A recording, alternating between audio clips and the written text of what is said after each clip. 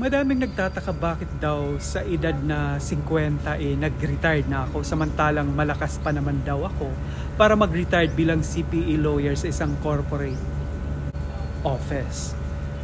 Para sa akin kasi, enough na yung portfolio ko. I have enough passive income na magsusustain sa aking pangangailangan monthly.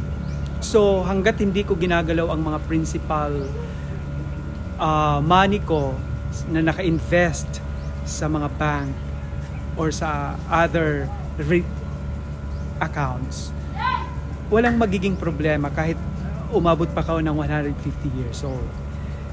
Enough na siya. Tapos may mga rentals pa ako sa condo, sa mga townhouse, sa mga malaking bahay.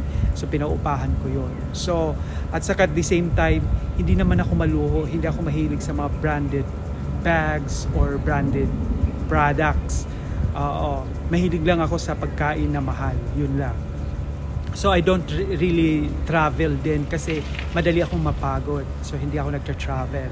So may car ako, yung car ko, yung mumurahin lang, hindi ako bumili ng mamahalin kasi depreciation ang iniiwasan ko. So yung bahay ko hindi rin kalakihan, enough lang, good for me, at kung magkakaroon man ako ng bisita na at least 2 to 3 person, okay na. So 120 square meter na bahay, okay na sa akin yon.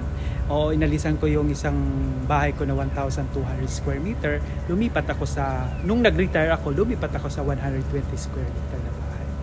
Yun.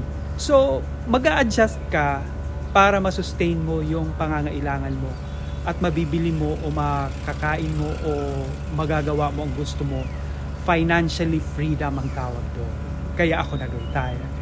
Pero kung halimbawa may asawa at anak ako, at the age of 50, hindi ako magre-retire.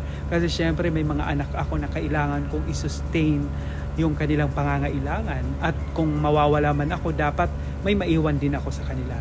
Nagkataon lang talaga na nag-single ako at lahat ng kinikita ko ay naiipon ko at akin lang. Wala akong ibang ginagastusan. Kaya nakaipon din ako. Kaya at the age of 50, I stopped working.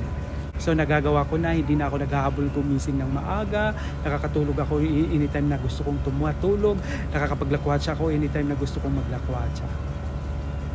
Yun ang kagandahan pag maaga kang nag-retire, na nai-enjoy mo yung iyong pinaghirapan o yung fruits ng iyong hard labor sa edad na yun. Kasi mas mahirap yung nag-retired ka na kung kailan hindi ka na nakakalakad, kung kailan hindi ka na makapag-travel ng maayos, kung kailan hindi mo na pwedeng kainin ng mga dapat kainin na masasarap sa mga buffet, sa mga hotel, sa iba't ibang bansa na pinupuntahan mo. So, the best na mag-retire at the age of 50 para ma-enjoy mo kung ano ang naipon mo sa buhay. Yun lang.